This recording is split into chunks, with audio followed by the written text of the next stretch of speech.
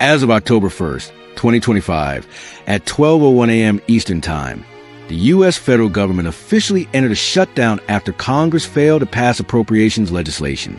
The shutdown stems from political impasse over how to fund the government and whether to include policy changes, especially in healthcare. Senate Republicans blocked a stopgap funding bill passed by the House, largely because Democrats demanded inclusion of extensions to Affordable Care Act subsidies and a rollback of recent Medicaid cuts.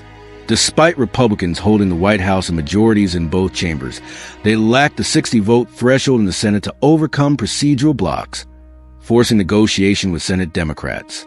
As many as 750,000 federal workers could be furloughed daily, according to estimates by the Congressional Budget Office.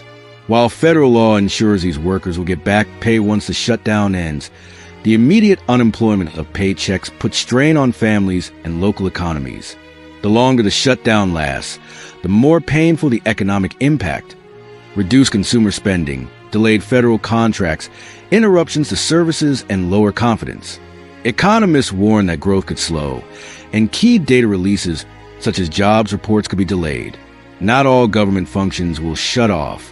Essential operations like the military, Social Security, and immigration enforcement are expected to continue.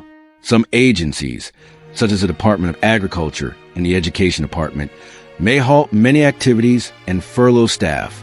But many voluntary or non-essential services, such as regulatory inspections, grant programs, museum operations, and some administrative functions, are likely to be paused or greatly limited.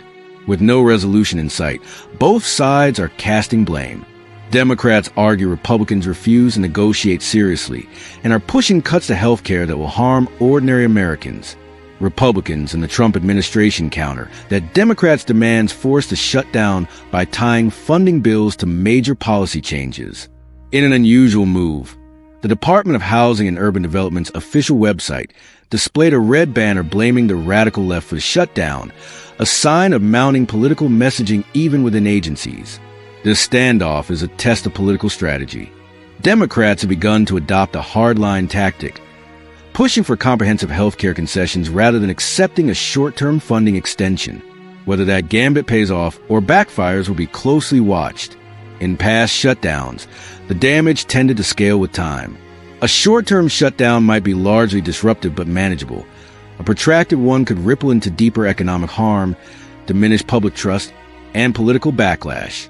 Moreover, unlike prior shutdowns where workers were typically furloughed, some internal memos indicate this administration may pursue firings or reductions in force, a more aggressive posture.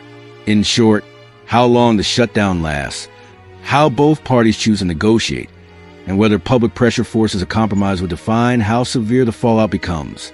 Looking ahead, Congress must reconcile its differences over healthcare funding, Medicaid cuts, and broader budget priorities. If the shutdown drags on, public dissatisfaction may mount, and blame could shift more sharply to one side. Delays in permitting grant disbursements, regulatory oversight, and federal contracts could begin to weigh on sectors that depend heavily on government business.